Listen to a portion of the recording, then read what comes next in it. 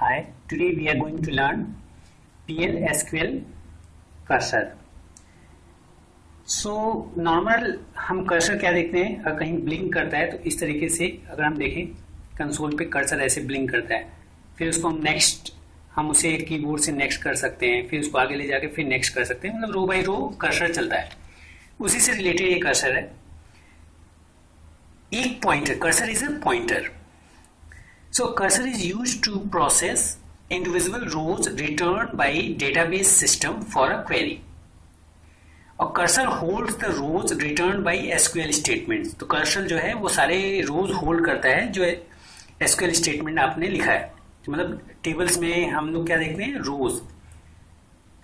तो cursor is defined as a work area where SQL statement executed. एक specified SQL area होता है जिसमें कर्सर की स्टेटमेंट एग्जीक्यूट करता है. कर्सर टू टाइप्स के होते हैं, इम्प्लिसिट एंड एक्सप्लिसिट कर्सर.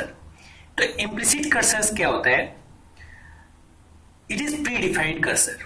जबकि एक्सप्लिसिट कर्सर क्या होता है, वो यूजर डिफाइंड कर्सर होता है. ये लाइक जैसे सी में आप ना टाइप कन्वर्जन, इम्प्लिसिट कन्वर्जन और एक्सप्लिसिट कन्वर्जन आपने करा होगा, वैसे ये इम्प्लिसिट कर्सर और explicit cursor as a definition है.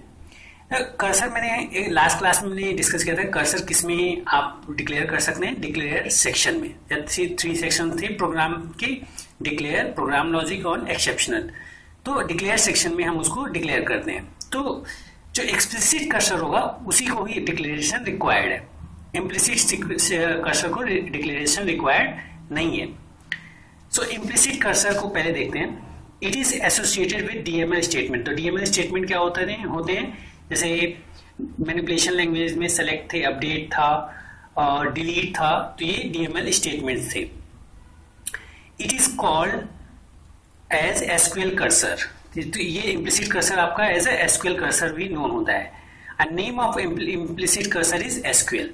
तो एसक्यूएल स्टेटमेंट्स ही जो है इम्प्लिसिट कर्सर की तरह वर्क करते हैं. कुछ एट्रीब्यूट्स इसमें यूज होते हैं, जैसे %फाउंड, %नॉट फाउंड, इसको भी हम डिस्कस करेंगे. एक्सप्लिसिट कर्सर क्या होते हैं, ये यूजर डिफाइंड है. It is associated with select statement that returns more than 1 rows. Select statements में आप क्या यूज कर सकते हैं कर्सर को, मोर देन 1 रोज फाइंड करने के लिए. डिक्लेयर है, डिक्लेरेशन सेक्शन. ऑब्वियसली ये एक्सप्लिसिट कर्सर है तो इसको हम डिक्लेरेशन सेक्शन में डिक्लेयर करेंगे. और इसमें कौन से कमांड यूज होते हैं, ओपन, फेच एंड क्लोज. तो फर्स्ट हम चेक करते हैं implicit cursor. So implicit cursor में एट्रीब्यूट्स क्या हैं, %of found, %of not found, %of row count. ठीक है, तो इसको कैसे लिखेंगे, एसक्यूएल %फाउंड. इस स्टेटमेंट, ये एक्चुअली क्या है, बुलियन स्टेटमेंट है जो ट्रू या फॉल्स रिटर्न करता है, और इसको हम इफ के साथ यूज करते हैं. तो ये स्टेटमेंट ट्रू कब रिटर्न करेगा, true is return when most recent DML affects 1 और मोर रोज. जो भी आपने रिसेंटली डीएमएल स्टेटमेंट यूज किया है, अगर उसने टेबल में रोज को अफेक्ट करेगा तो ये ट्रू रिटर्न करेगा. अदरवाइज ट्रू रिटर्न नहीं, फॉल्स रिटर्न करेगा. और एसक्यूएल नॉट फाउंड, ये जस्ट इसका अपोजिट है कि अगर वो अफेक्ट नहीं किया, डज नॉट अफेक्ट 1 और मोर रोज, तो आपका ये ट्रू रिटर्न करता है. एसक्यूएल %रो काउंट क्या रिटर्न करता है, number of rose in DML. अब इसका एक एग्जांपल लेते हैं. ये प्रोग्राम लॉजिक या एग्जीक्यूशन सेक्शन है. तो डिक्लेयर वाला सेक्शन क्या था, ऑप्शनल था, तो इसमें हमने उसको छोड़ दिया है. तो हमने बिगिन से स्टार्ट किया है. अपडेट, ये आपका टेबल है, एम्प्लॉय टेबल, जिसमें एम्प्लॉय आईडी और सैलरी है. तो अपडेट एम्प्लॉय, तो एम्प्लॉय हमें अपडेट करना है, सेट सैलरी इक्वल टू 100. तो सैलरी को 100 से हमें इंक्रीज करना है. If SQL %not found then DBMS output line employ set. तो अगर ये स्टेटमेंट ट्रू हो जाएगा, ठीक है, तो ये एसक्यूएल %नॉट फाउंड ये कब ट्रू होता है, जब ये अफेक्ट ना करे. लेकिन इसमें आप देखो कि ये अफेक्ट कर रहा है, सैलरी आपकी इंक्रीज हो रही है, तो इसलिए इसमें ये रिटर्न नहीं होगा. तो एल्स इफ में क्या है, SQL %found then DBMS output lane put line selected. तो ये कब करे, जब अफेक्ट करेगा तब आपका ये रिटर्न कर देगा. तो यहाँ क्या, अगर ये प्रोग्राम जब रन करेगा पीएल एसक्यूएल में, तो आपका आउटपुट क्या आएगा, सेलेक्टेड. ठीक है, और PL SQL procedure successfully completed. तो ये इम्प्लिसिट कर्सर है. एक्सप्लिसिट कर्सर को अगर हम देखते हैं, तो एक्सप्लिसिट कर्सर में आपका स्टेप्स क्या है, पहले आपको कर्सर डिक्लेयर करना है, फिर उसको ओपन करना है, फिर उससे फेच करना है डेटा को, फिर क्लोज कर देना है। ये 4 स्टेप्स आपको एक्सप्लिसिट कर्सर में यूज करने हैं। तो सिंटैक्स क्या है कर्सर डिक्लेयर करने का, कर्सर एज अ कीवर्ड आप यूज करेंगे, फिर कर्सर नेम इज, फिर सेलेक्ट स्टेटमेंट, फिर एसक्यूएल स्टेटमेंट आप लिखेंगे। एग्जांपल क्या है, जैसे कर्सर C1 जो है वो कर्सर नेम मैंने लिया है, is select employ name from employ database से वेयर डिपार्टमेंट आईडी इज 20।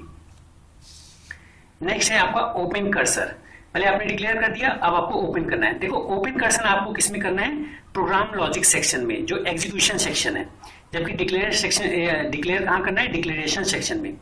तो ओपन कर्सर को ओपन कीवर्ड आप यूज करेंगे, कर्सर नेम। तो एग्जांपल क्या है, ओपन C1, ये आपने डिक्लेयर किया था, यहां आपने इसको ओपन कर लिया। फिर फेच कर्सर, तो फेच एक सिंटैक्स क्या है, fetch cursor name into variables, तो जो भी वेरिएबल्स आप में असाइन आप करना चाहते हैं, फेच C1 आपका कर्सर था into V name, V name कोई वेरिएबल नेम है। फिर कर्सर को आपको लास्ट में क्लोज करना है, तो इसके लिए कीवर्ड आप क्या यूज करेंगे, क्लोज, क्लोज C1। एग्जांपल देखते हैं। तो ये डिक्लेरेशन सेक्शन में हमने एक वेरिएबल लिया जिसके वेरिएबल कैरेक्टर लेंथ 20 गया, तो अप टू 20 आप इसमें इसका नेम लिख सकते हैं। फिर इसको एक्सप्लिसिट कर्सर को हमने डिक्लेयर किया है, कर्सर कीवर्ड यूज किया है, C1 उसका नेम है, इज ये स्टेटमेंट एसओएस के स्टेटमेंट लिखा है कि select employ name, employ name आपको सेलेक्ट करना है फ्रॉम एम्प्लॉय, ये एम्प्लॉय टेबल से जिसमें डिपार्टमेंट आईडी 20 है, ठीक है, तो उसमें एम्प्लॉय नेम आपको सेलेक्ट करना है। फिर बिगिन मैंने किया, अब प्रोग्राम लॉजिक सेक्शन है, इसमें ओपन किया उस कर्सर को, ठीक है C1, फिर एक लूप लिया ताकि रो बाय रो हम उसको फेच कर सकें।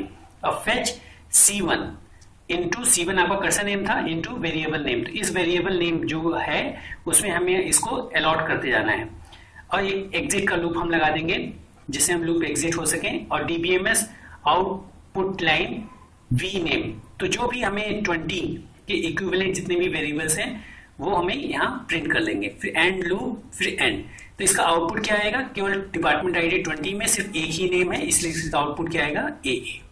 So this is explicit cursor. Thank you.